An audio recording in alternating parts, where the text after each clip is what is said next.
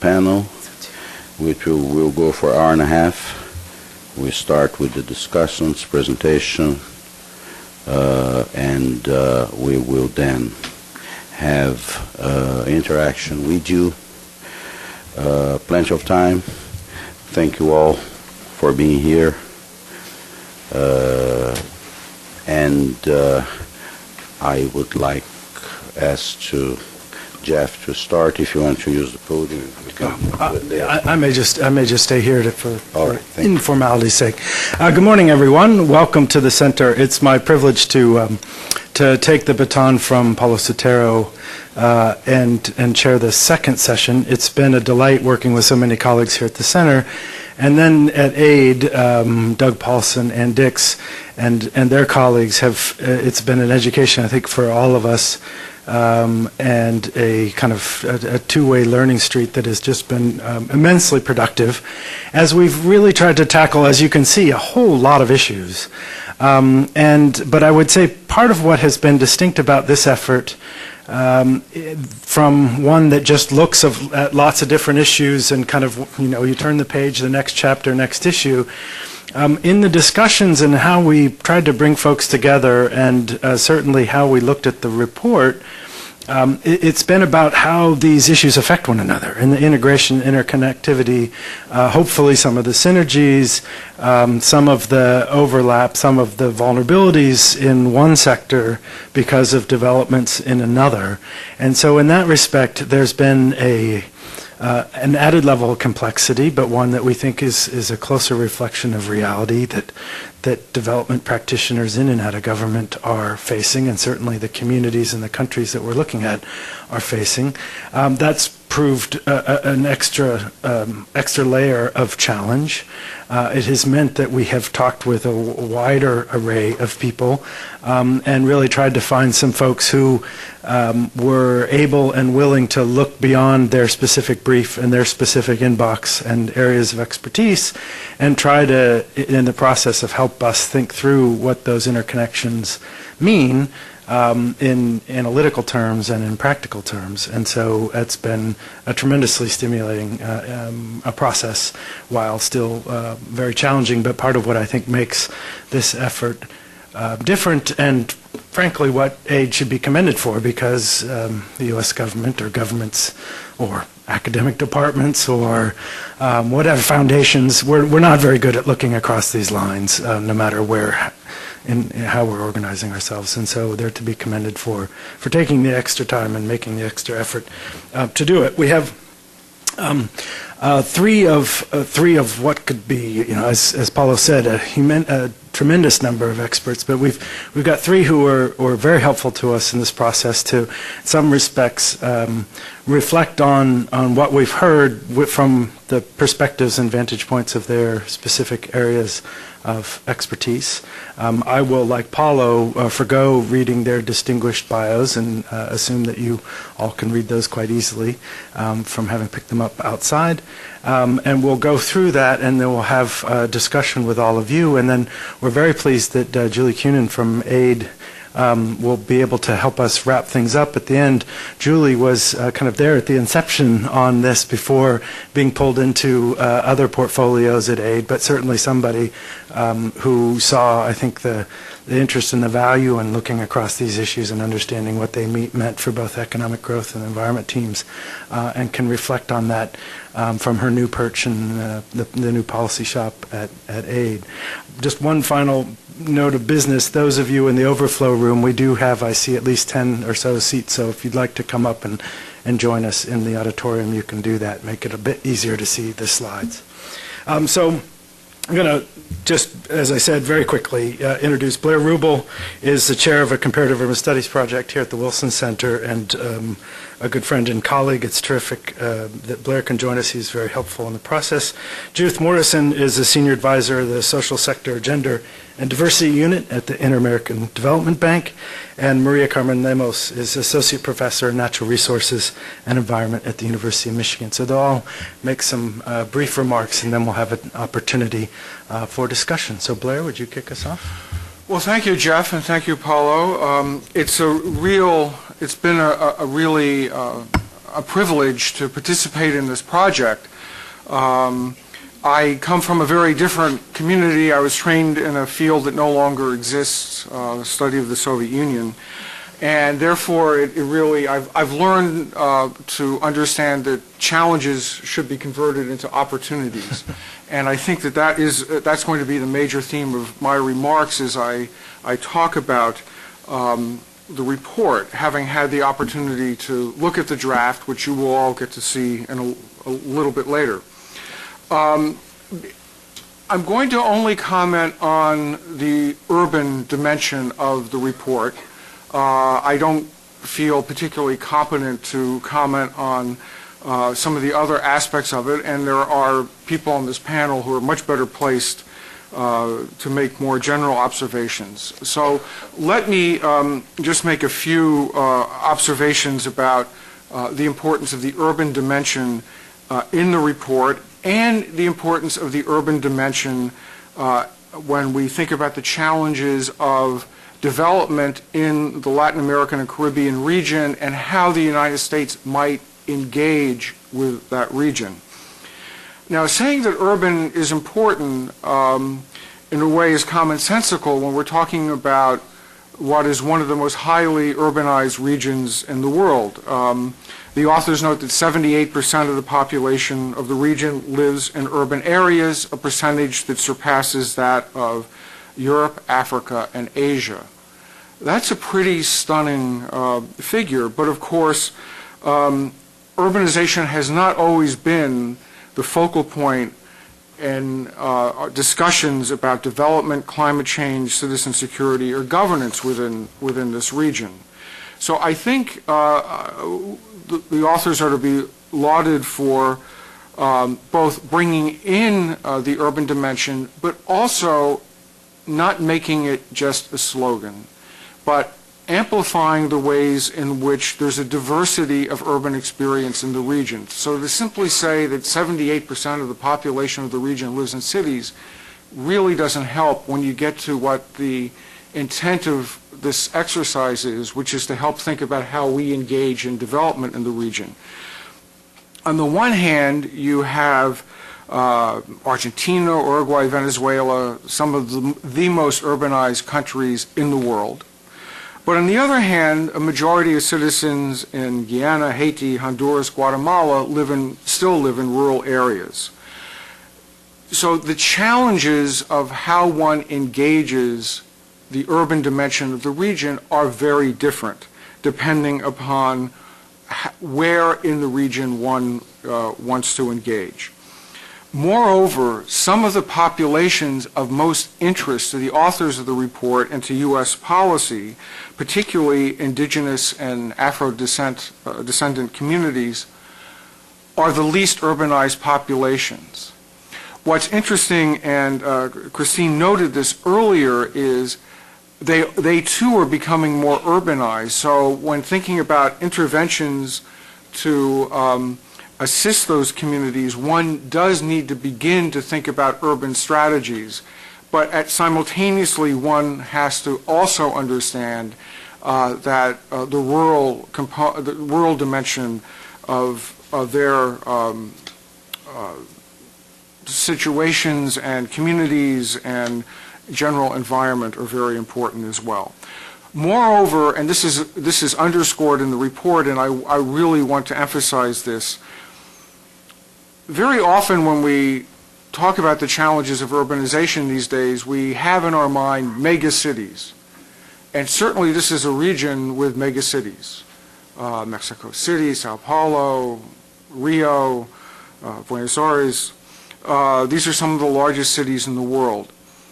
And yet, the phenomena of urbanization is really playing itself out, and the challenges created by this phenomena for poverty reduction, for infrastructure development, for delivery of municipal services are really most critical in secondary cities, in cities of 1 million people or less, and in peri-urban areas of the largest cities.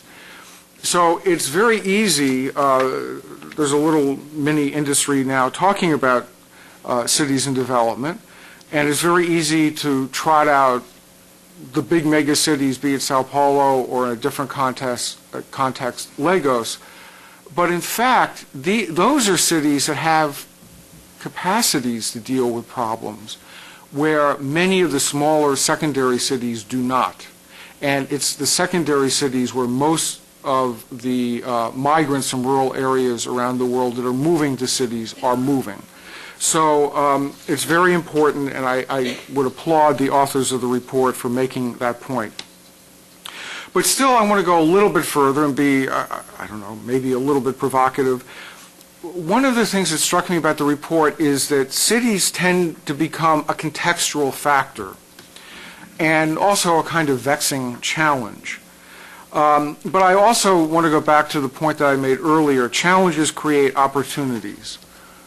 When the grandparents and parents of many of the urban dwellers we're talking about picked up and moved to town a generation or two ago, they weren't moving because they needed new problems. They were moving because they sensed that there were opportunities in urban areas.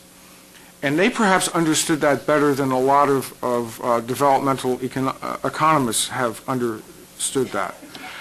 Cities and urban life create a context in which there are opportunities for solutions to problems which are embedded in the urban context. Now, I want to take the key trend number 4 that was discussed this morning, that of lagging technology and innovation, and try to illustrate this by taking us to a different region in the world. One of the important issues and why, according to the discussion, I'm not going to claim to have personal expertise on this matter in Latin America, but one of the implications of the discussion is that innovation lags behind because the connective tissues which promote innovation are absent. It's interesting, I don't know if you've been following the discussion about innovation in Europe and in the European Union. I doubt you've been following this discussion, which is very hot and heavy in Russia right now. But this issue of connective tissue is the focal point of European Union policies. And more interestingly, in the Russian Federation, it is an important dimension. And this summer, Russia is reforming and overhauling its higher educational system and creating 7 national research universities.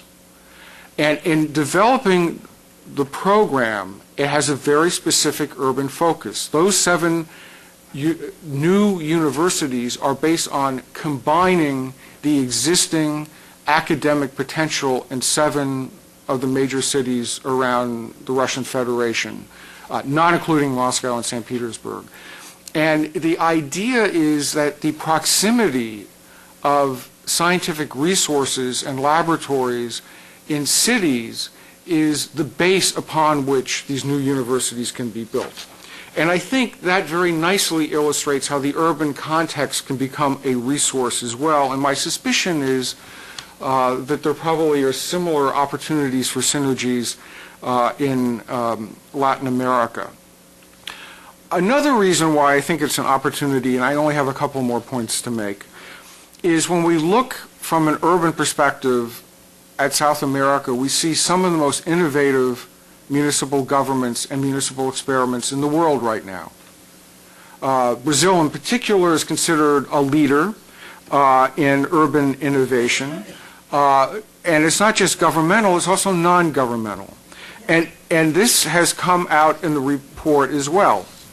Now, Brazil is a leader in participatory governance. This has been written about a lot, and it's very clear that participatory governance is not a silver bullet. It's very clear that it's hardly perfect. It's very clear it has not solved all of Brazil's problems. But it is an area in which there's been experiments, and there's experience, and there's a record to examine, and there are lessons to be learned, some positive, some negative. We can learn about the limits of reform as well as the advantages of reform. There are lessons to be learned for U.S. cities. What this means is, and if you, in the report they talk about the Viva Rio NGO that was supported by AID. What this means is there are existing opportunities to leverage successes that already exist in the region. And one of the lessons is it's not simply that U.S. engagement needs to focus on what we know, but also there is a powerful capacity in the region that can be built upon to make our interventions, allow our interventions to go further. And finally, my final point, which is the underlying theme of the report, which I couldn't agree with more, I really think this is critical, good governance matters.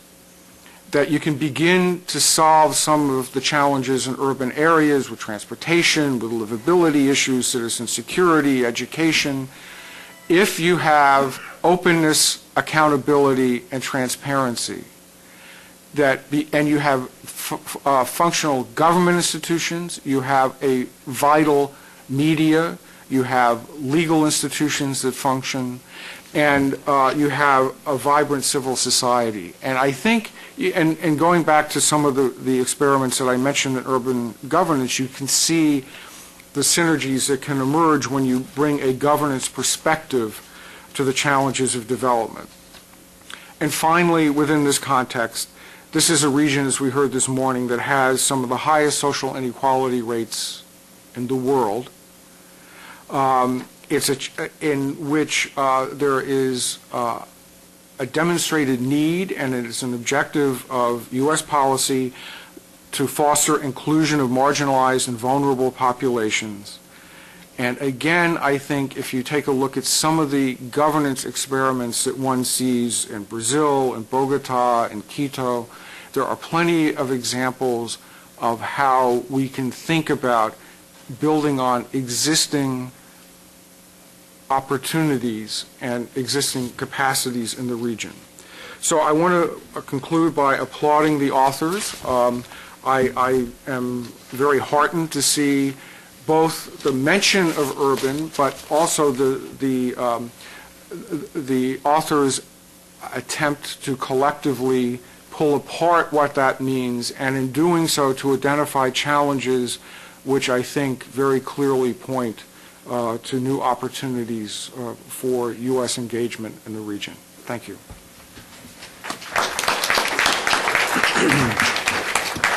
Thank you very much, Blair. Let's turn next to Judith Morrison from the Inter-American Development Bank.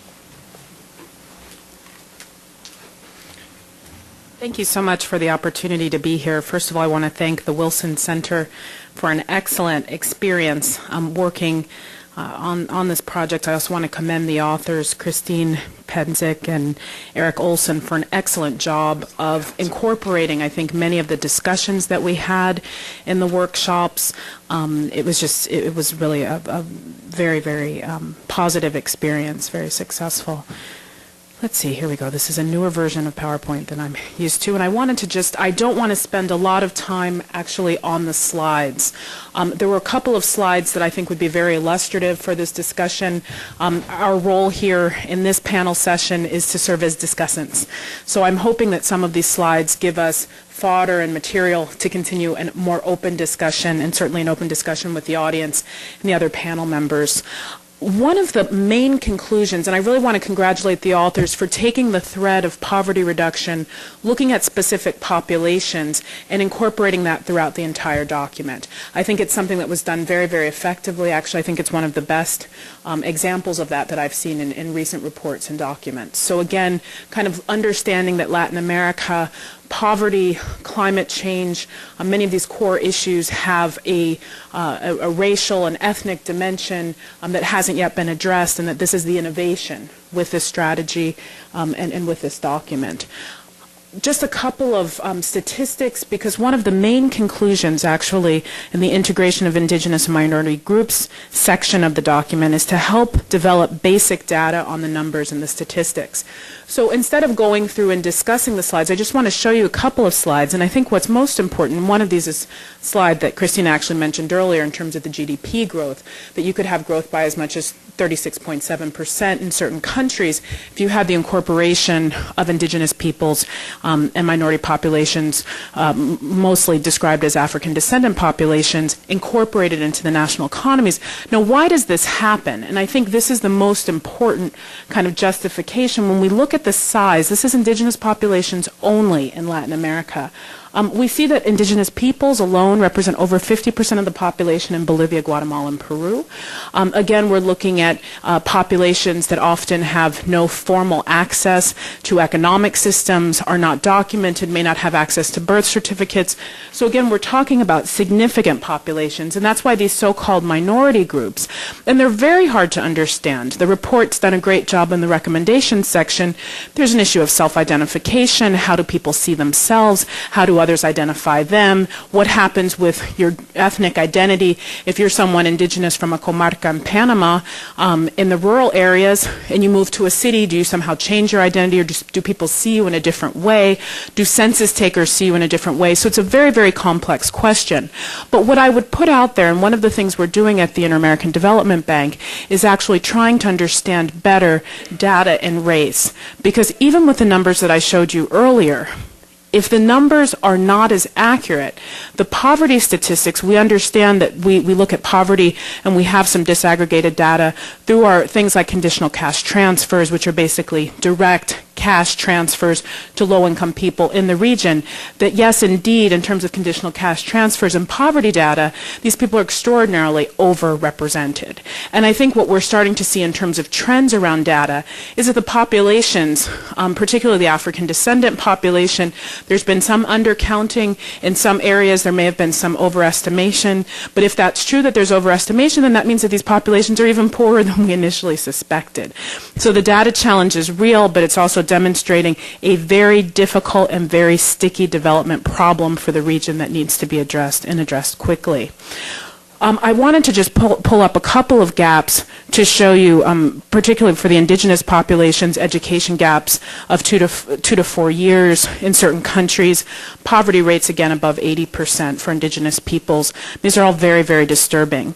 But the other thing I wanted to mention, and I think the report does an excellent job of highlighting this, is that when we think about rural traditional communities, whether they're Quilombo, Palenque for Afro-descendants, they're comarcas, they're indigenous lands in many of the other countries, we understand that there are certain ways that people have blended identities. I think that's particularly true when we look at climate change. It means that certain communities have separate or we've kind of asked them as outsiders to define, for example, if you're Garifuna in Central America, these are people who are primarily of African descent but speak indigenous languages and self-identify as indigenous peoples. So we've kind of asked them to make a decision about whether they're one or the other. And the actuality is that from a policy perspective, many of the issues that they're dealing with are actually quite similar. And I think when we think about climate change in particular, which is the next point, we know that for indigenous peoples, they will be most affected by climate change, but can also be some of the most important actors for improving the situation of climate change. Now, why is that? I wanted to point you to a very recent World Bank report called Indigenous Peoples and Climate Change. It specifically starts out saying, and it just came out about 3 or 4 weeks ago, that indigenous peoples are the most affected because of where they live. They're living in coastal communities, they're living in remote rural communities, they're living in areas where they're depending completely on natural resources for extractivism or for other types of agriculture. These are communities that are disproportionately affected by climate change, but they're also communities that have some very unique knowledge and understanding of climate change. So they're most affected, therefore there could be possibilities for having more targeted solutions for these communities, but they're also potential actors for change and part of the solution. Why? Because we know that traditional indigenous leaders and rural Afro-descendant leaders have tracked migration patterns for certain types of animals. They're aware of crop seasons. They have historical knowledge and traditional knowledge that's been very helpful in documenting the impact of climate change in Latin America. The second point is that indigenous peoples and traditional rural Afro-descendant populations are also in an excellent position to serve as stewards stewards and provide natural resource management solution. The report talks quite a bit about adaptation and certainly providing environmental services and protecting natural resources is a part of a potential adaptation policy or strategy. Now, I have a couple of more slides on data, and what I think I'm going to do is just leave it here. The report mentions very clearly that Brazil is a data leader.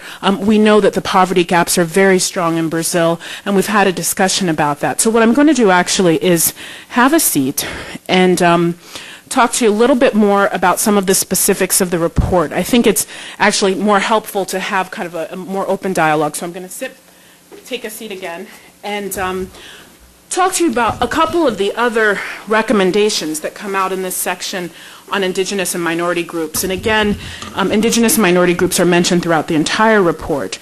But there's a section that specifically talks about training and capacity building for Indigenous organizations. And it mentions the Amazon region. Now, why is this important?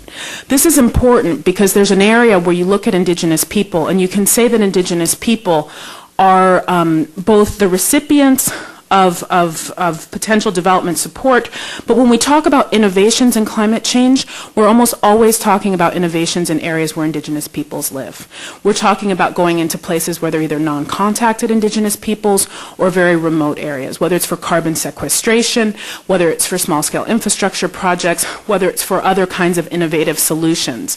So I think that this training and capacity building, which I'd like to commend the authors for including, is something that could be a little bit more specific when we're thinking about things like REDD, when we're talking about the Forest Investment Program.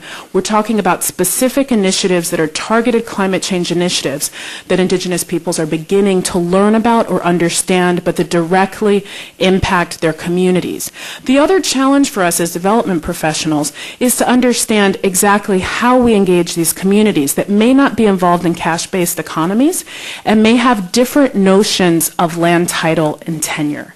If you have an Indigenous community, for example, that has a traditional way of learning or traditional way of understanding their land, they may not have just one person who's responsible for making a decision. So if you go in with a carbon project and you're negotiating with one Indigenous leader, this may actually not meet the norms of how the Indigenous peoples operate within their own communal structure. This is particularly important in countries where we find that there are specific laws that govern Indigenous territories and Indigenous communities. And many of these laws also are applicable to African descendant communities in places like Central America, in particular protected natural resource communities. The other recommendation is to help Indigenous and minority groups engage effectively in the planning process around large-scale infrastructure projects. Again, I just want to point us to certain safeguards that I know that we have at the banks when we look at the role of large-scale infrastructure projects in the region. Again, often they're consultative processes, they're ways of designing studies, so that when we talk about participant engagement, we often have to set early parameters as to what can be modified or what can be done.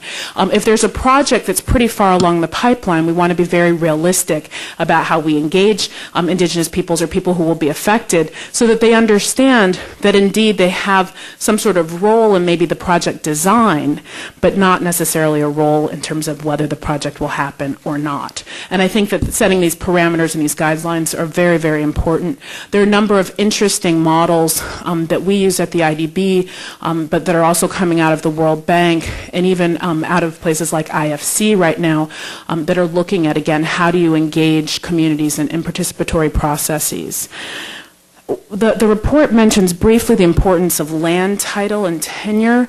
I think this is an area that's extremely tricky, again, as I mentioned before, when you have non-traditional structures, when you have communities that are outside of traditional legal systems. How do you deal with them? How do you train both development professionals as well as local communities to engage in dialogue and discourse? And we've also seen quite a few examples of how to support cultural adaptations, education. We had a very rich discussion in the workshop about what happens when people and particularly young people, lose a sense of culture and identity. And we talk specifically about examples from Central America, where a lot of the violence that the report is flagging and highlighting are really marginalized youth, who are often youth that are from indigenous backgrounds or from African descendant backgrounds that don't have another way of expressing their identity.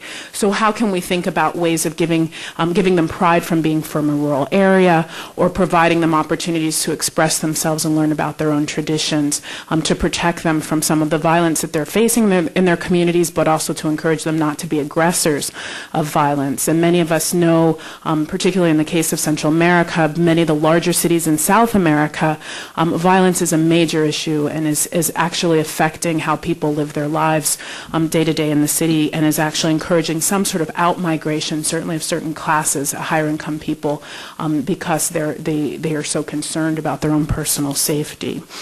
The final point that's made in the section specifically on Indigenous peoples and African descendants is one about the importance of diversifying staff for specific project teams. I think this is something that we've learned firsthand at the Inter-American Development Bank. We have a number of Indigenous and African descendant consultants that we've worked with over the years. We found that it's been extremely helpful to have people from the community participating in project teams. This is particularly true in cases where you have different languages. We have Mayan speakers, for example, that work with our project teams. We have Garifuna speakers who work with our project teams. It's another way of communicating information to local communities, and it's also a very good feedback loop when you're doing your project design, where you can get information, kind of real-time information from people that have an intimate knowledge of what's happening on the ground. So again, I think this is an excellent move forward.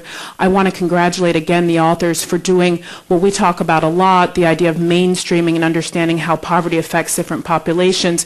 It's something that's really been inserted throughout the document in many different areas, to see poverty as something that is difficult to deal with in the region, but also poverty as an example of a situation that affects certain populations and certain groups disproportionately. And how do we do targeting? How do we look at universalistic policies and strategies? And how do we think about these populations in a much more substantial way in the future? And again, the workshop was a wonderful example of that, and I think the authors have done a great job of summarizing many of our discussions and debates in those sessions. Thanks again. Thank you very much, Judith.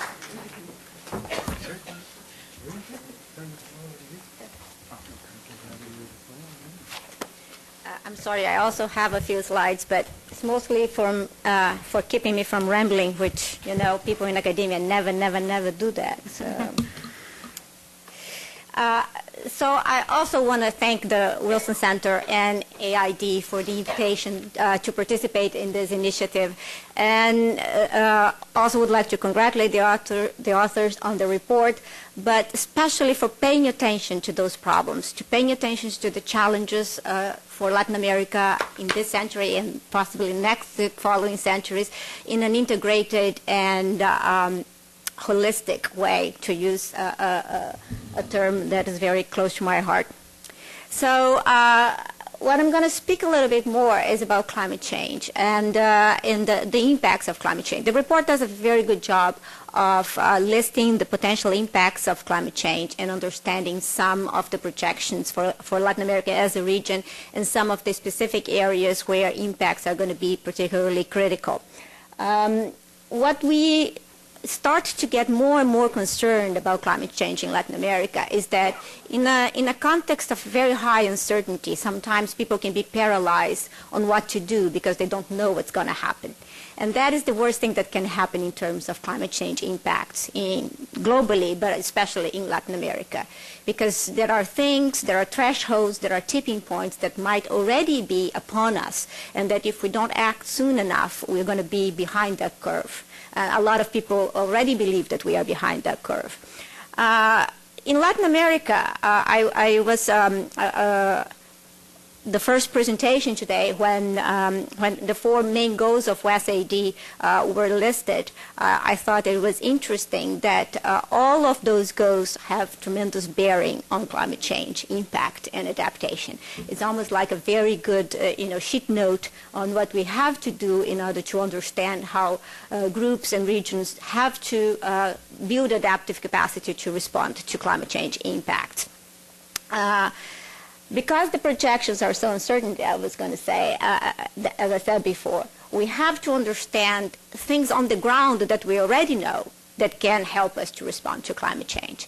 And those things can be either from a mitigation or an adaptation point of view. I agree with the comment made earlier that adaptation needs to be more seriously understood in the context of Latin America because it seems to be inevitable at this point.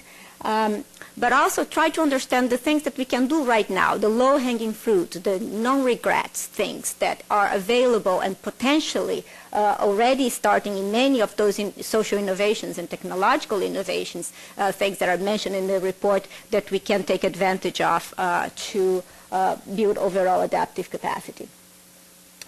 Climate change as a development problem is one more stressor that will overlay itself over many others that we already know. Some of them, historical deficits and structural inequalities that modulate the level of vulnerability of different groups in Latin America. So we already heard here about indigenous peoples and minorities and also about urban areas as particularly vulnerable to climate change. The mainstreaming climate into development policy would probably require that you understand the impacts of climate change both from a generic point of view and a specific risk-related point of view. So to give you an example, if you are vulnerable to climate change, you can be vulnerable because you are poor, illiterate, a minority, but you can also be vulnerable because you live on the coast or in an arid area or in an area where extreme events are going to be much more prominent. So the literature now is more and more trying to understand what is the relationship between those two things. There is not one magic bullet, but any approach to understanding capacity building to respond to climate change will have to take into consideration those two things, that there is a generic part of this problem and there is a risk management part of this problem.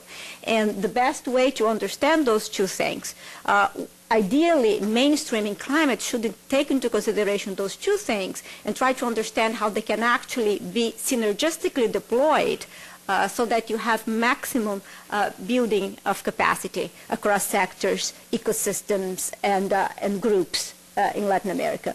I try to think about this as a two-tier approach in which if you only take care of risk, you are going to be ignoring that people have different abilities of even taking advantage of risk management interventions.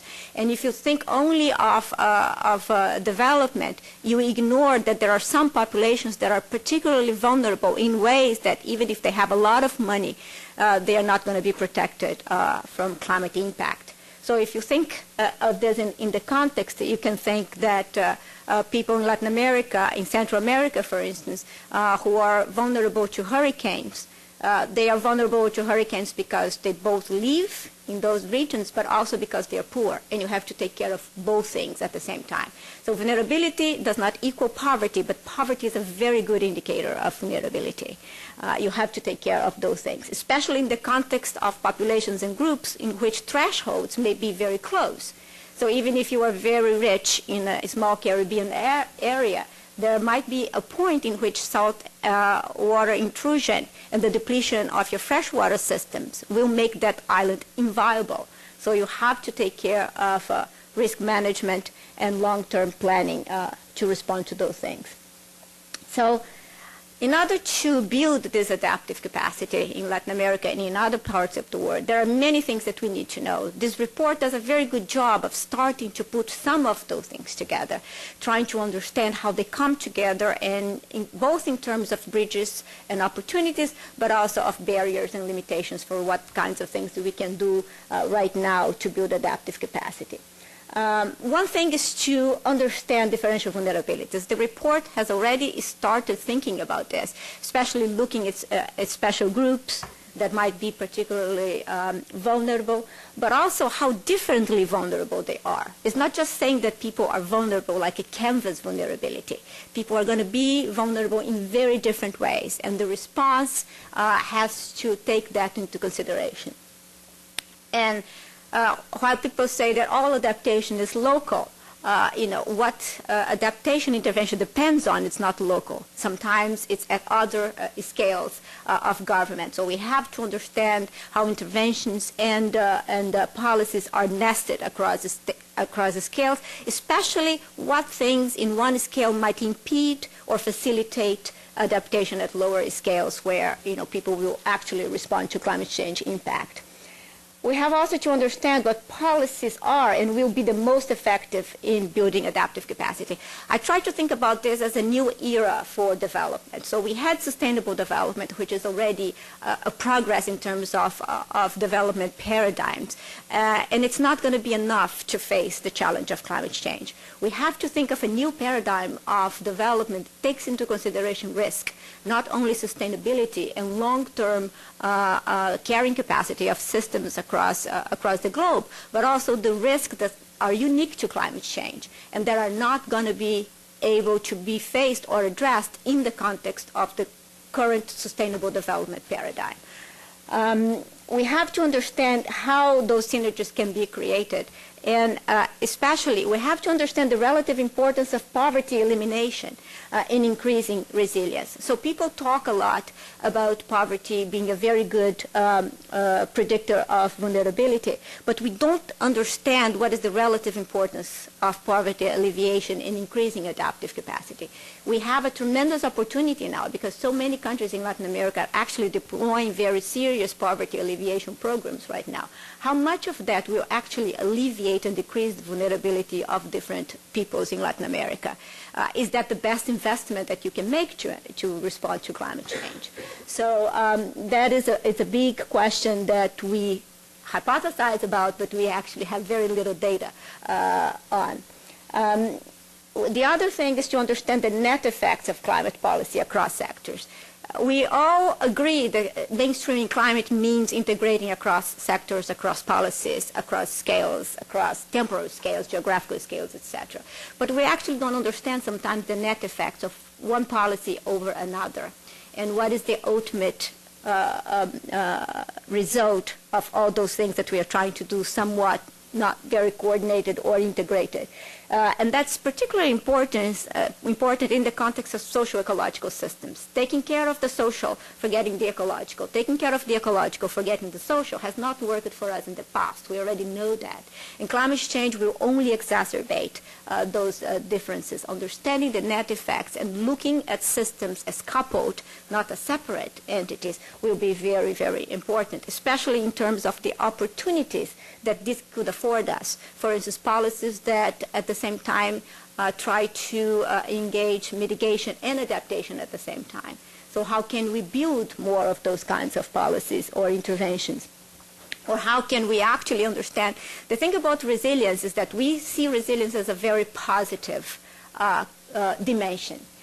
Resilience theory actually sees resilience as positive and negative. Badly resilient systems are, very hard to change. If you have a turbid lake, or if you have, well, we see that with the oil spill right now. So we might be creating some very bad systems that are very resilient to change. So resilience is not all good.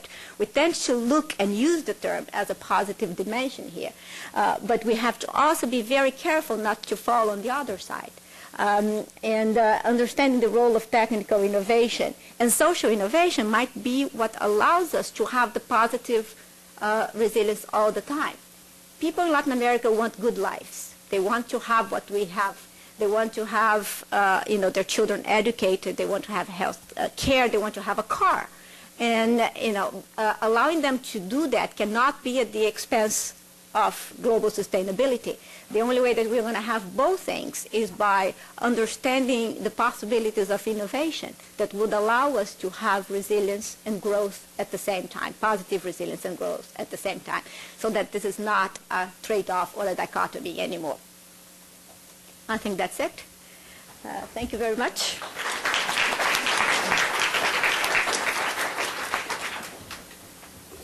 Terrific. Well, we'll turn to a Q&A now, and perhaps we could ask Christine Pensich to join us up front for that so that folks can engage on the first session as well. And Christine, why don't you just take my chair? It'd be fine. And I can stand, so please come on up. So that we capture on the video all the insightful questions that you're going to ask, we ask that you wait for one of us to bring you a microphone when you pose your question. If you could let us know who you are and keep it to a question rather than a speech, that would be wonderful. So who would like to kick us off in the discussion period at this point? Oh. Okay. Kristen Clay from the Nature Conservancy. Understanding, well, first of all, thank you, but the morning session and this after-break session are excellent. And understanding that this report is about trends and is not a strategy and so forth, but at the same time, I can't help but start thinking about how do we address the trends, and I imagine that some of you might have some thoughts as well. So in looking at some of the trends, it seems a lot of them cross boundaries. There was the mention of glacial melt in Peru that has impacts on energy policy and in Brazil, climate change, China, a market change with China. So what are some ideas, if you are willing to offer them, on how the USAID, but also just how our communities might be able to address some of these trends? What are some of the types of interventions we could be looking at? Okay. Perhaps we can take a couple, and I'll also just suggest to folks like Ann Dix and Doug Paulson and such who are so integral to this that we'll have you as de facto panelists to call on as well to answer some of these, if you choose to. We won't put you on the spot. Would anyone like to tackle that question in terms of some of these, essentially some of the globalization dynamics and how you look for addressing them? Christine, maybe since there were the recommendation responses, amplify those. Sure. Thanks, Kristen. I think that's certainly a very appropriate question. In other words, what are the practical implications of these trends? At one level, I'm tempted to say that everybody should sort of look at the reports, the underlying data, and draw those conclusions themselves, given the capabilities of their organizations, their missions, and so forth. Everybody will draw different conclusions on what's important and what's appropriate for them to respond to.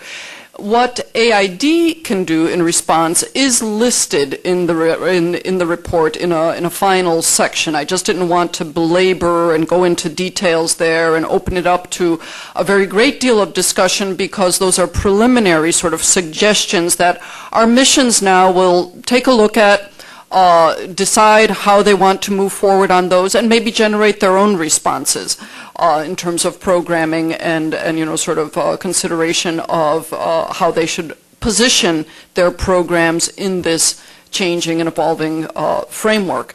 I think that one of the things with regards to, just to touch on one point, how to respond to China's increasing engagement in the region. Certainly, insofar as its investment and jobs and so forth, to look at it as a positive phenomenon, possibly start thinking, looking at that investment, looking at the conditions that it has in terms of how it plays out in terms of social and environmental impacts, and start thinking about whether there are ways to engage enterprises in China, which are sometimes private, sometimes public, on remedying those. What governmental responses are needed in Latin America to react to that, and start generating some discussion about whether that investment and whether that presence and export is going to have a negative impact on the environment and on social conditions, and start just looking at that in a focused way and thinking about how to engage with the Chinese entities on that, public and private. So that would be a partial response. I don't mean to, sort of punt on it, but I do think that, it's going to depend on how every organization wants to approach this. And in general, I mean, I'm a climate change specialist, very focused on that, and I think that that is going to be, as I said, a very profound, cross-cutting set of issues that permeates every level, and, we need to start thinking about that more and more now, and how it is going to change the game on development in the region, for both good and bad. I think it's also fair to say, Kristen, that just the very process of getting the economic growth team and the environment team together in a process where we could even see the dialogue between those two communities in-house, and that kind of joint walking that step together, or those steps together, was part of what the trends tell us we need to do, which is different parts of different portfolios need to work with one another, at least be cognizant of what each other's doing, in part for some of those interaction effects that was just highlighted by Maria's presentation. And so this very process of thinking through this stuff together is part of the answer, at least the foundation for making informed choices. But Jeff, Eric is done multitasking this morning. He rejoined us, so I would like to invite him also to join you guys at the we'll find at the table there, so you we can grab a chair on your way. No, there is one there, right? Yeah. Oh, is there? Okay, great. Why don't we go to Connie Campbell down here in front next? Morning, I'm Connie Campbell from USAID, the Latin American Environment Team. And the question that I have for the panel is that while I very much appreciate the number of plaudits and kudos that came in terms of the thoroughness and the recommendations that were made by the report, certainly there's got to be something that was missing. And I haven't heard anybody say, well, you kind of missed that, or we need to know more about that.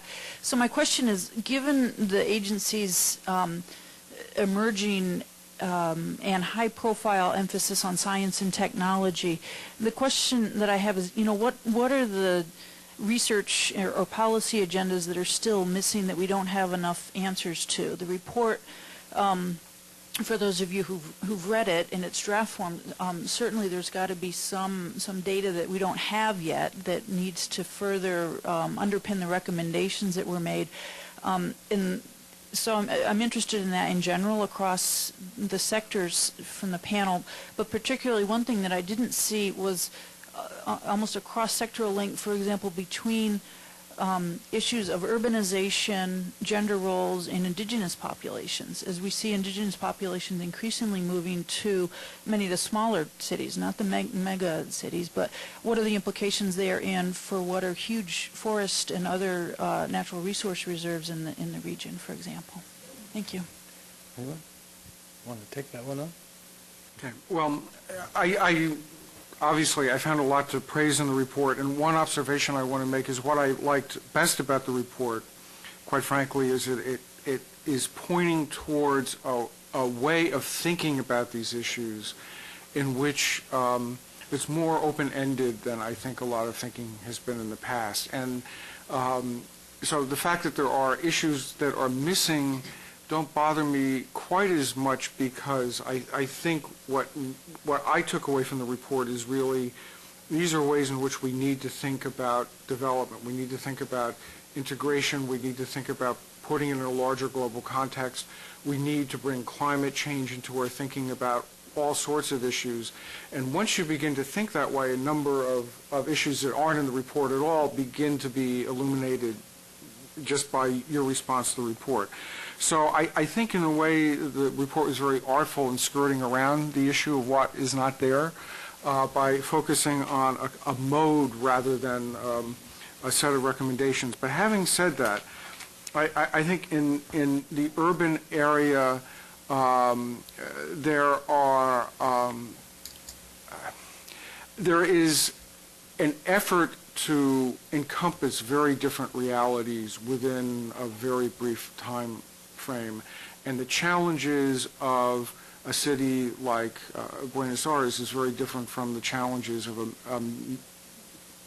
500,000 scale city in Venezuela. And I think one of the challenges for the authors was in a very constrained place to talk about let's say urbanization or gender, or I'm sure on any of these issues, it actually means something rather different in different contexts. And at the scale of this report, those differences tend to get bleached out.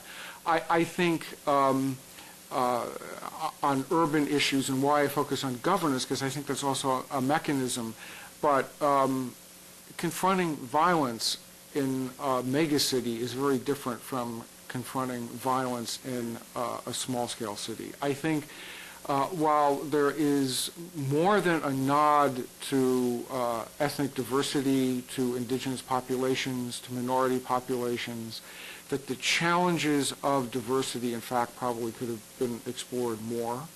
I think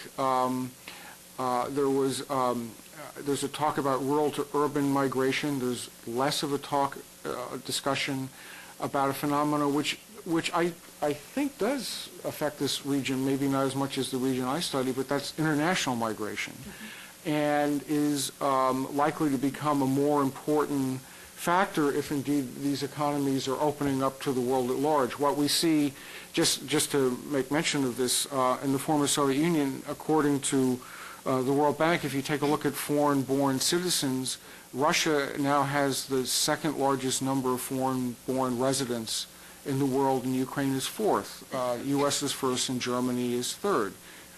That totally transforms how that region is going to function, and then you add population decline in the former Soviet Union, and you see you're dealing with a very different region, and I suspect that the impact of international migration will also become much greater in the region you all look at. So those are some of the things that I felt were missing, but I wasn't that concerned about them because I really felt what the authors were doing was giving an approach that would then allow you to bring other issues like that in. Okay, Judith and Julie? I agree that I think the authors opted for a very holistic approach, and one of the trends, I think, is looking at development in a more integrated way. It reminds me a bit of the Millennium Villages, where you kind of look at development from all perspectives and kind of try to tackle all the issues at once, which I think is something that was very effective. On the last point on transnationalism, international migration flows, I mean, I think there's a very strong point here, both in terms of remittances and economic development. There have been pretty significant ebbs and flows in the last couple of years with the economic crisis. How much money are people actually sending back to the region? But I think it also has a tremendous impact on violence, both violence in urban cities, large urban cities, but also violence in some of the smaller urban cities when you have gang members that have lived in other countries who are going back. In fact, I was just in a dialogue a couple of days ago, and it's become a tremendous issue, even in terms of kind of orphanages and things like that in the region, not being able to have young people in certain spaces and places because of their involvement with gang activities and the threat that they pose to other young people in orphanages and things like that. The other 2 points I wanted to make, and I think the question, I think, was a very thoughtful one. The first on technological adaptations. I think Maria's presentation really gave a wonderful panorama of what poverty reduction could potentially mean. I'm someone who is very much in favor of poverty reduction, but when we certainly look at some of the medium-term impacts, what does it mean when you have traditional communities doing agriculture in different ways or having greater access to capital and resources that then might encourage them, again, to use techniques that may be environmentally damaging, or engage in consumerism that also does not lend itself to areas where there is not adequate waste management and things like that. So I would encourage you, as you think about technological adaptations, to think about ways of valuing the traditional, but not also hindering people from development, but really engaging in a discussion about risks and impacts over time. What does it mean to transfer to this kind of technology or this type of lifestyle? Because I do think in the medium term, we're looking at some pretty troubling trends, and also trends that we don't have a lot of data for, so that we don't really understand very well. The final question that you asked was about urbanization, gender. One of the things that we're doing at the Inter-American Development Bank is precisely looking at the role of conditional cash transfers in indigenous peoples. That's pushing some of the migration to these smaller cities, and I would almost call them kind of towns where people can get greater access to their transfers. And what does that mean for traditional gender roles? For example, conditional cash transfers usually go to women. I think in kind of 99% of the cases, they go to women. Women are the ones who have to meet certain conditions for conditional cash transfers as well. So women have to go to the doctor. They have to make sure that children are in school. Again, what does that mean for the role of men in those spaces and places? And are there ways that we can think about conditional cash transfers that preserve traditional roles, but perhaps also think about giving men a more active role in empowering men in their own community and family lives, so it doesn't become an additional burden on women. We've also seen some evidence that suggests that when women do move into these urban areas where they have better access to health care and these transfers, they become victims of violence. So on the day that the transfer is made, everyone knows that these women are traveling back and forth with large sums of cash. So again, how do we minimize potential negative impacts of women and on gender roles in indigenous communities?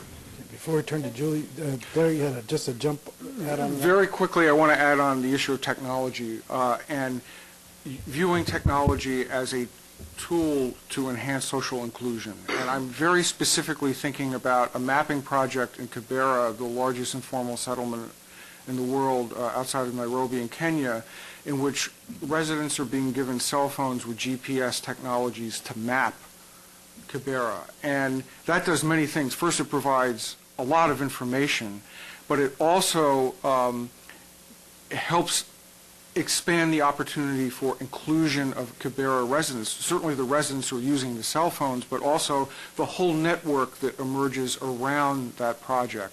And I think we need to think about some of these new technologies as opportunities for addressing some of the issues that we've been talking about. Maria and Julie, did you figure out who's going first and who's going second? We'll go down the road. That's fine. Well, yes, I tried to do a little bit of that on my last two slides when I put what we need to know, and I think that, the report gives us a very good, startup on how to think about a lot of those problems. And what I tried to do is actually to look on an integrated way, what are some of the cross themes that come across the report and how they generate new questions, they generate new things that we need to know because they have been integrated in a different way this time around. And I think that that's absolutely the case. For instance, the example that Judith was giving us, cash is the ultimate fungible way, resource. And in this sense, it could actually expand the adaptive capacity of some populations tremendously, because people would actually be building capacity towards different kinds of vulnerability, different kinds of stressors, and those can be economic stressors, health stressors, and climate stressors. On the other hand, it's a very tough choice, isn't it? Because you don't know what people do with money.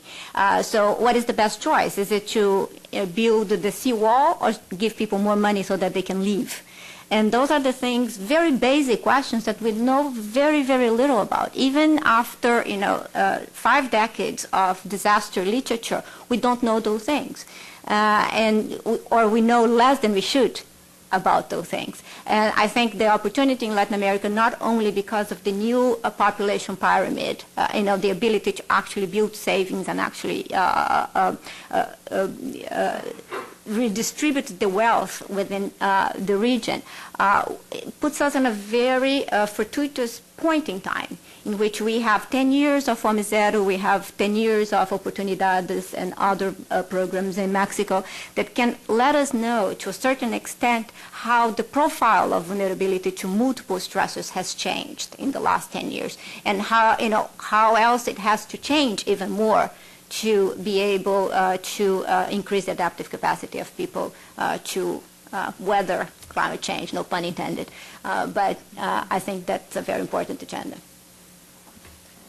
So just quickly, I'll be offering some closing comments, but Connie's question about sort of, do we have anything in the way of constructive critique to offer allows me to sort of preview a couple of things I was going to say, and it's not so much actually about the analysis that's been done thus far, but a little bit about thinking ahead for what USAID should do with this analysis going forward. And just a couple of really quick thoughts.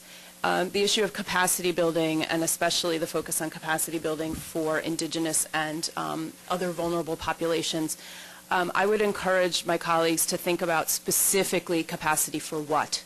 I think at AID we talk very often about, oh, it's really important to build capacity, and oh, it's really important to do institutional strengthening. And that's true, but I think that to be really effective, we have to really specifically target, we're building capacity to what? Is it to be more resilient to climate? Is it to deal with sort of the new stressors that an urban environment bring with it? So it's kind of really targeting what we mean when we program around that, I think, would be an area we can all improve on. And then the other area that I would really encourage kind of some more thinking around, and I think I might have only myself to blame for this because I was involved in the design of the study and we explicitly excluded this. But the more I think about it, and all of the panelists here have talked about this, just the importance of governance. And I know that, structurally this was an enterprise that was undertaken by our economic growth and environment teams. And so in that sense, we kind of limited it a priori to not really talk very much about the DG issues. But having worked for years with all of these folks, really managing programs on the ground, it's just abundantly clear to us that everything we do has to do with governance. And I think that, even just thinking about the organization in AID and the organization in LAC Bureau and every other bureau that we have where we have these separate teams, we just have to find a way to do more joint programming. My personal view is that the environment folks are always talking to the DG folks about how important governance is to them, and I'm not sure that the conversation always goes the other way. So it's sort of an exhortation that I absolutely think it's fundamental to just integrate those issues right from the beginning and to bring that expertise and thinking at the very, very beginning. And then just the final thing I would say, in terms of going forward and kind of addressing Kristen's earlier question, sort of, all right, now what are we going to do? I would say my recommendation would be maybe a little bit of a different approach than the one that Christine mentioned. It is true, of course, that all of the missions will, be thinking about how to program around these challenges. I would encourage the Bureau to think about really setting some concrete high-level goals, and really making a choice. We can't be all things to all people. We won't be able to invest in all of these issues. And so I would say that maybe as a next phase of thinking, the Bureau could really say, we're going to do X, and we want to achieve, create 100,000 new jobs so that we can take advantage of this age structural transformation, or, really commit to giving 2 million people, rural people, access to clean energy, or, helping 10 cities in the region design sustainable transportation systems. Set something high level that the individual programs and operating units can aspire to in their own programming. And I think that might nicely balance sort of the bottom-up culture of aid with a, desire that our administrator is really expressing for, ambitious entrepreneurial goals. So just a few thoughts. That's terrific. Thank you, Julie. I think we'll collect a few and then give our panelists a final opportunity to respond and turn it over to Julie.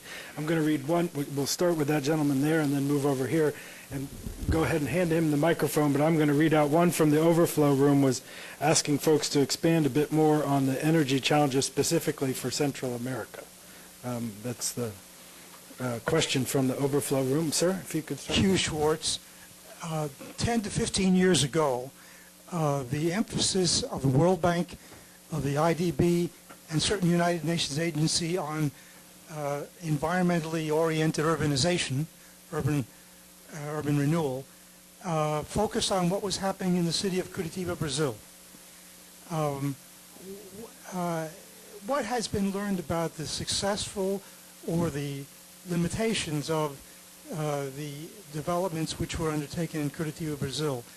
And that is to say, this is not the first time around that international bodies have been talking about the importance of urbanization, about environmental concerns. 10 to 15 years ago, there was considerable conversation, and it focused on what was happening in Curitiba, Brazil. What has been learned about the successful nature or the limitations of those developments? Terrific. And then there was a hand over here, and then if you could go to the lady in the back row. Yep, please, go ahead. Thank you. Ryan Gilbert from U.S. Southern Command. Thank you, first of all, to the panel for putting this study together. I think this is a very important area of focus. My question is sort of focused on the demographic aspect that was discussed, Christine, primarily, and specifically the age structural transformation area that you discussed. I think it's a very fascinating subject. You focused mostly, correct me if I'm wrong, but on sort of the opportunities that this presents, that it, some others have discussed this as well, that it creates a savings opportunity and greater growth in that regard. Have you also possibly considered looking possibly further in the future, longer than the projections that you studied, regarding maybe the downside of an overaging, for lack of a better term, of the society, as we've seen in maybe parts of Western Europe and specifically Japan, that great stresses on the social welfare programs, for instance. Do you see this as being a problem for Latin America in the future as well, and what maybe we could do to overcome that? Thank you. Okay, terrific. A graying question? Yeah, thank you there. My name is Patricia Vázquez. I'm a senior fellow at the U.S. Institute of Peace, where I'm looking at conflicts related to extractive industries in Latin America.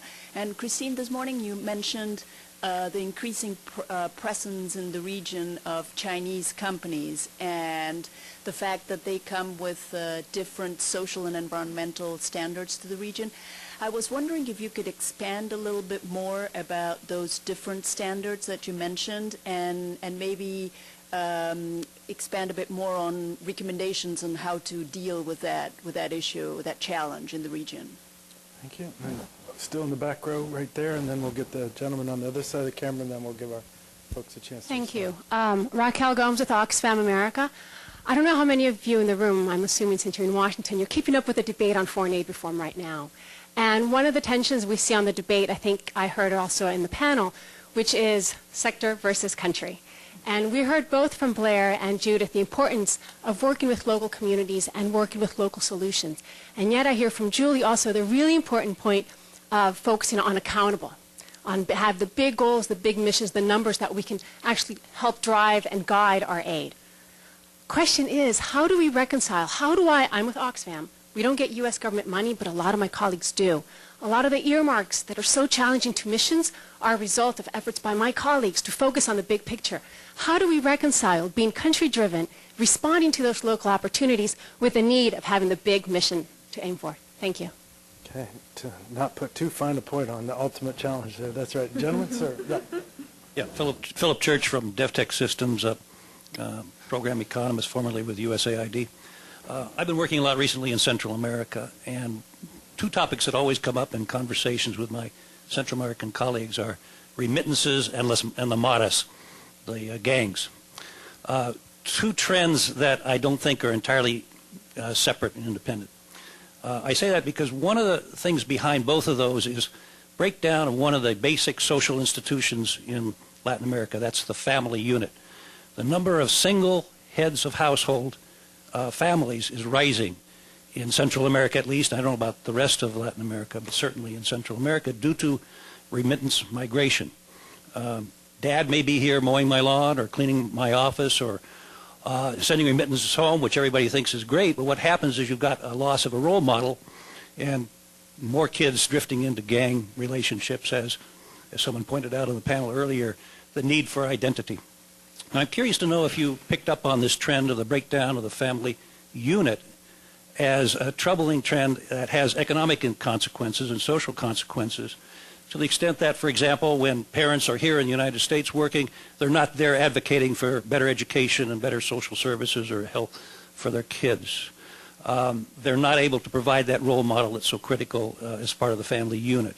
That's sort of the seamy underside, if you will, of remittances, is the social cost that comes from the breakdown of the family unit. I'm curious to know whether that issue came up at all in the research you did, and whether you see it as something that needs to be examined more carefully. Terrific. Thank you. Well, we got the very specific, and we got the 30,000-foot questions, and a bunch in between. Christine, you want to we can divide and conquer. You don't feel the need to answer them all. You can cherry pick them, and by the end of the panel, we'll have covered them all, I'm sure. Yes, I don't want to monopolize here anyway, so why don't I answer two or three and then defer to the greater expertise of my other colleagues up here to respond to some of them as well. Energy challenges for Central America, a very excellent topic. Certainly energy costs are very high in Central America and in the Caribbean. I was just hearing last week that the Caribbean region has amongst the highest energy costs per unit of consumption in the world because of the need to import fossil fuels. There are heavy dependence on fossil fuels despite the abundance of abundant potential of wind and solar energy there, but as yet undeveloped, and in part because of initiatives such as, well, I don't want to single it out, but, sort of certainly Venezuela's making fossil oil available at concessionary loan rates, as I understand, does further some developments there. Energy challenges in Central America, they are real, I guess, is what I'm trying to say with that response. And yet there are some very interesting initiatives to address that.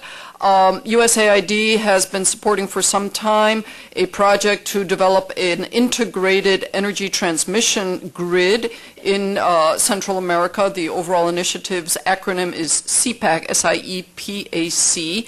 And it's an effort to allow energy flows more freely from one country to another. That, in order to really maximize its effect, would have to also take into account getting more renewable sources of energy onto that grid in the first place. I mean, you can start transmitting all kinds of thermal, fossil fuel-based energy, or you can start transmitting renewably generated energy.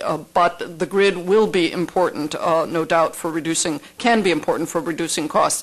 And I'd also like to point out that the World Bank recently, as a result of panel recommendations, chose Honduras for a special investment in clean energy development because they have a sound, favorable policy framework that supports sort of bringing renewable energies and clean energy onto the grid at reasonable rates that can be competitive with existing sources of energy. So there are some interesting prospects and sort of glimmers and also lessons learned, because what Honduras has done that other countries have not yet done, and we know this very well in AID, others probably do as well, is get the regulatory framework for the energy sector much more open and less dependent on fossil fuels.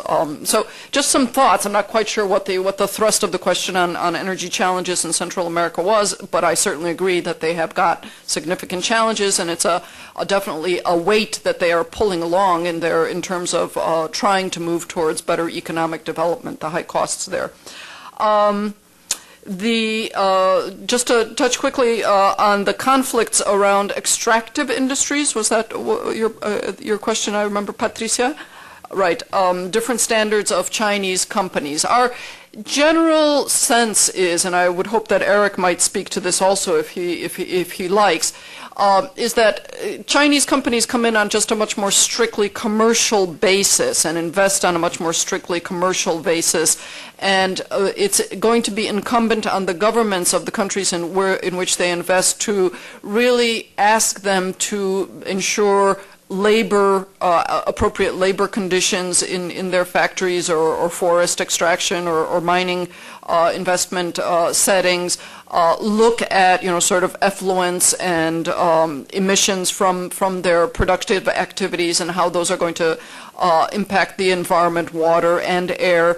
It's that sort of thing that there is some concern about, that China itself, though it's improving at the national level, has been a little bit, in some ways, of a pollution haven for industries and their own industries, and that's just the concern with regards to their investments in Latin America as well, that they're not really taking that into account. There's not the framework that there is in Europe, possibly most notably of corporate social awareness or responsibility, and sort of certainly a growing movement in that regard in the U.S., we would hope. But that's not something that one associates particularly with China. So it's just sort of a red flag about that. Maybe I'll stop at that and I'll let others answer. Okay, I'll touch on three of the issues, two more quickly than the third. Family issue. This is a tremendous issue in the former Soviet Union as well, and I think if we were able to have a serious conversation about it, we would discover that this is an issue in many parts of the world. The problem is, obviously, when you start talking about the family, it goes to the core of emotional core and core of belief systems, and conversations tend to become ideological and judgmental, and I think we would be well served if we could figure out a way of having a serious conversation about the set of issues relating to the state of the family in general terms, because clearly there's an issue here. We don't seem to be capable of having that conversation. So I'm not sure how far that gets us, but I agree that it is a critical issue. Curitiba, I'm not going to get into specifics of Curitiba. I think there are people in this room who have written about it, and if you Google Curitiba, some of the names of some of the people in this room will pop up. The more general point is that I tried to make in passing. The past 20 years has been a period of tremendous experimentation in the region you all deal with in urban and municipal management. And I think it would be very good as a first step in trying to consider how to engage with urbanization in the region, to take a look. There's works on participatory democracy, which I know better than the Curitiba works, but to actually take a look at what people in the region have already done. The record is mixed. Academics will come along, as academics always come along and say, oh, these policymakers really didn't change anything. But success seems to be rare if you define success in grand terms, which is going to lead to my final point. But there's a rich now record, and we would do well to look at it. And this leads me to the final point. Look, the top-down, bottom-up, macro-micro, this has been an issue ever since you began to have concern about developmental issues with the debate between Bentham and Carlyle. Nobody in this room is going to give an answer to that, but I will say that having watched grand thinkers come in to the former Soviet Union and talk about how the former Soviet Union was going to emerge within a matter of 5 years, 10 years, as a market economy, a region of democracies with stable nation states. Having watched that experience, I personally am, I get very nervous when I hear people talk about grand developmental visions. And particularly when the people who said that they were going to transform the former Soviet Union didn't, then blithely blamed everybody in the region for not listening to them, and now are going to transform Africa. You don't have somebody in mind. Well, actually, there's more than one person in mind. But the problem is this. Yes, we need to have a general vision. We need to think broadly. There is a problem of how do you scale up. But to simply come in and make grand pronouncements without thinking about specific context is also a dead end. And somehow, after, 150 years since Carlyle and Bentham, we need to kind of figure out how to make the macro and micro level blend a little bit, and not simply come in and say, well, you can't scale up what you're talking about, so why should we listen to you? Or, as that person once said to me, if you were an economist, you would understand why this has to happen in Russia. And I just think there's tremendous hubris when we think about grand schemes, and a little bit of modesty given the record of the last 150 years since Bentham and Carlyle started this conversation would really, I think, get us all a long way, and recognition that incremental change is change. And it may not fit into budget cycles and political cycles, but it's real change. Eric? Just very briefly, Christine hit on a lot of it, but again, at this issue of China's investments in the region, I think there's a long track record at the multilateral development banks, at least, and I think within the U.S. government to look at the risks of investments on socially and environmentally. There's quibbles about how well that's done and if it's effective and so on, but there are guidelines there, and the concern is that when it comes to these mega investments from China that are usually sovereign to sovereign agreements, there is much less focus on the environmental and social impacts, especially on indigenous and Afro-descendant populations that may be vulnerable.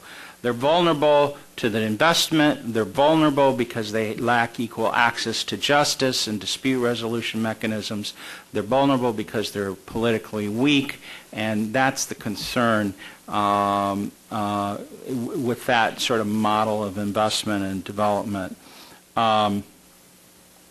I think the other point I was going to make was that, and a little bit in reference to the Central America situation and the Caribbean, you know, if the growth continues globally, it will definitely benefit some countries dramatically. Brazil and the Southern Cone, as we mentioned, are already well positioned to take advantage of that. But it clearly, that growth will also have some really negative impacts in Central America and the Caribbean, and within those bigger countries for some of the vulnerable populations. And that's the question I think that AID has to grapple with. How do you support specific strategies that will target small economies and the vulnerable groups that may actually be hurt in this global recovery process? Okay, Judith? I wanted to tackle the sector versus countries and talk about it within the context of transnationalism. I think that in Latin America we have a very unique opportunity with migration flows, but also with a growing awareness of what's happening throughout the region. Just to give a very quick example, if you even look at air travel or the accessibility within the region, which has increased significantly in the last 4 or 5 years, you know, the cost of a ticket to go to a neighboring country has decreased significantly, and we see that people are learning more about their neighbors, and there's an interest in taking local models and looking at possibilities for replicating those local models in other countries. There's also a tremendous movement within civil society organizations to exchange best practices. There's discussions around governments, and that's actually one of the things that I wanted to mention for the authors. I had a couple of questions about regional integration and how important is regional integration as a potential trend, particularly vis-a-vis the small economies, but also more broadly. Is this regional integration something that you see as being promising, and what are some of the factors in the regional integration? The other thing, thinking about transnationalism and these relatively recent movements in Latin America, although they have a historical context as well, I wanted to mention the question about single heads of household. One of the things that we've noticed in Central America is that because of the tremendous experience of violence in many of the Central American countries, there hasn't been a space or place to discuss the violence that people have lived through and have undergone. And I think that has a tremendous burden in terms of violence and the replication of violence around young people. The other example I wanted to just mention is that when you look at populations that have migrated to the United States, you often find that a generation of youth, even if both parents are in the household, are basically abandoned by parents because the parents are working such long hours. And those are precisely the youth that are more likely to be involved in violent activities. Those are the youth that often get deported and then kind of become nomads. In essence, they have no country identity and they don't have a familial identity. The other issue I wanted to mention very briefly is we've seen that the role of adolescent pregnancy throughout the region as a whole, both Central and South America, has been a growing trend. And also access to health care, access to what they call estimulación temprana, or early childhood education, is very low among adolescent teens. Often these are young women who are exploited or abused by gangs or have been involved in abusive situations. So that could also be explaining some of the deterioration of the family. And again, we've noticed that there's been a very significant uptick in adolescent pregnancy throughout the region as a whole, and are beginning to look at policies to address that and how to make sure these young mothers are able to provide for their families. Right. Julie, we'll give you the final word, right? I'm aware of the time. I realize this is, we're about to be wrapping up, so I will make my comments brief. I actually said a chunk of what I wanted to say in response to Connie's question before. But first of all, I want to thank the Wilson Center and obviously my colleagues at AID for inviting me to be here. I was in the Bureau when we started this process and had a small hand, I think, in helping to launch the idea of this analysis. And so it's awfully nice to have gone away while all the hard work was being done and then come back and get to opine from on high as to what they accomplished, but it's a bit of a nostalgic moment for me too. I miss my my bureau and this region of the world quite a bit. It's the area that I've done a lot of work in over the last couple decades. I really do want to commend the Bureau for taking on this analysis. It's not the kind of thing we do very much of. And at the time that we decided to launch this project, we were sort of waiting for political leadership to come in. You know, it was shortly after President Obama had taken office. We had an acting administrator of aid. We had acting administration of the Bureau. So we waited for a little while and sort of thought we were going to get some guidance along those lines. And when it became clear that the process of transition might take a little while, you know, we really decided that we couldn't wait to start examining you know, what the future was going to look like, because so much was changing. And, you know, obviously in hindsight, since we still don't have political leadership of the LAC Bureau just yet, it's very good indeed that we didn't wait. But I think that it was clear even a year ago that so many new trends were impacting the region. Climate change was, you know, back on the United States government's radar screen after being, you know, sorely absent for a good long time.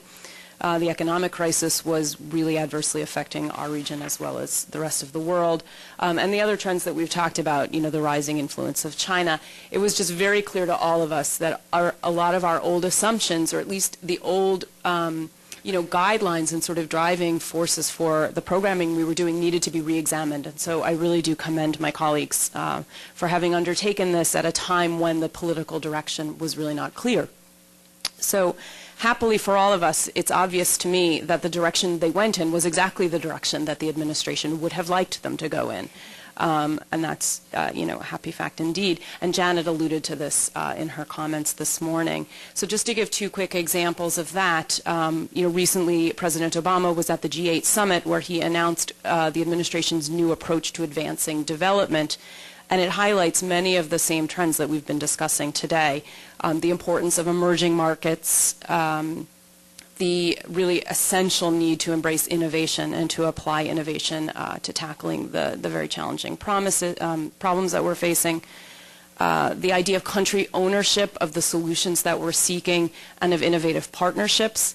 And I keep thinking in the back of my head that maybe we can do some very innovative partnerships with China or with some Chinese industry around issues of sustainability. I think kind of embracing that with, you know, killing with kindness might be a very good approach indeed. And then a very overarching emphasis on the from our president on data-based decision-making. We hear a lot about evidence-based analyses and fact-based decision-making, and I think it's very, very nice for this region to have the kind of thorough analysis that's just been done as a foundation for going forward in planning, because all too often we sort of, you know, kind of miss the essential step of the analytical piece. And so in many ways, I think this study kind of previewed the directions he was going in his policy.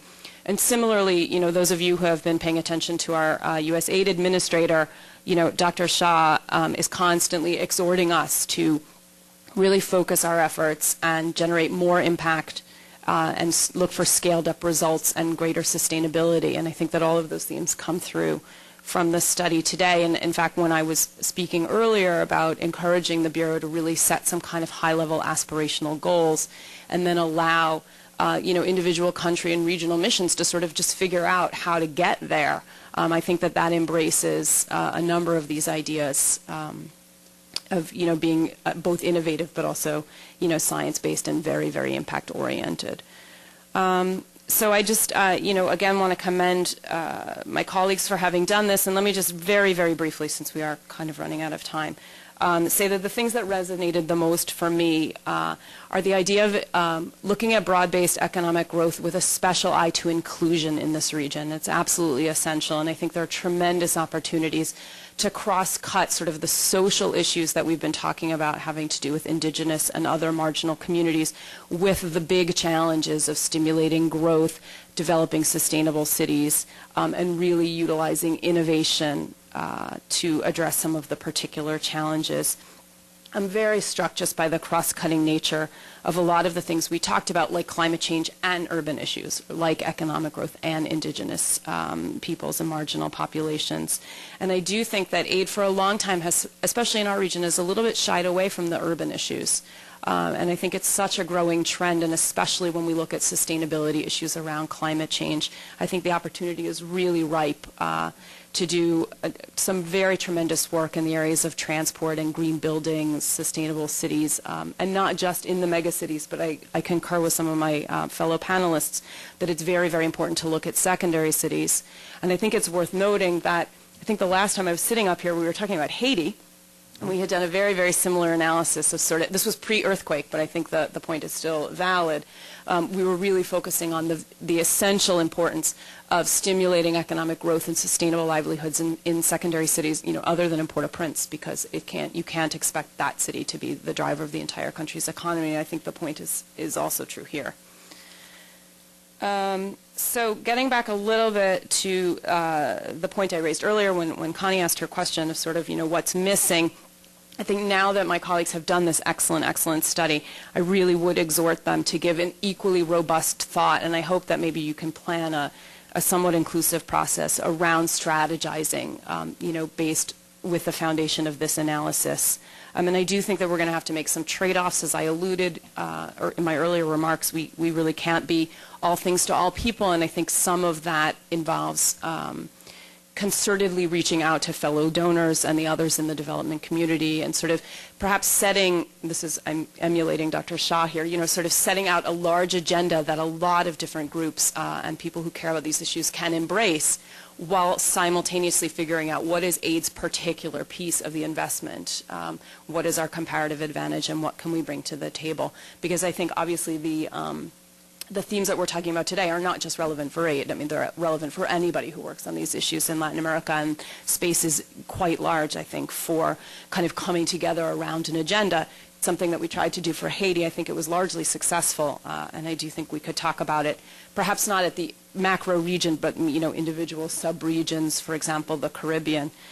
So I'm going to push my colleagues to think about that, and I think also take the time to really develop the strategy. I think a lot of times we leap immediately into programming because of the pressure of the procurement cycle and the budget cycle and getting the money obligated. And so if I had, one counsel from sort of having left the Bureau and gone up to a kind of a policy perspective, is I think it's really important to take the time to be very strategic and very thoughtful and very aspirational. In some recent speeches, Dr. Shah has really encouraged us to approach our work as if we were development entrepreneurs. And I think that having done such an entrepreneurial analysis, it's time to now take it to the next level and really take some thoughtful time to strategize and set, ambitious, very impact-focused targets, and then, kind of convene everyone who cares about these issues, and sort of rally them around the agenda. So I think it's quite exciting. So thank you. Terrific. Well, thank you very much. Thank you, Panos. I'm going to turn the floor over for the final goodbyes to Paulo Sotero. And Christine reminds me that we will send an email to all of you who've given us your email when the report is up, so to make sure that you all can take advantage of that. But Paulo, would you like the final word, sir? Well, thank you to all for participating, for the audience for coming. Final thank yous to, again, to Christy Johnson, who, Christy, if you follow all this online, hi, and thank you again to Anne, and two people that I didn't thank but were instrumental in helping us when we had the regional meeting in Panama, Kaylee Ober here from the Wilson Center, and Rita Spadafora from the USA aid mission in Panama. Really were great help. Well, this concludes it. Thank you very much.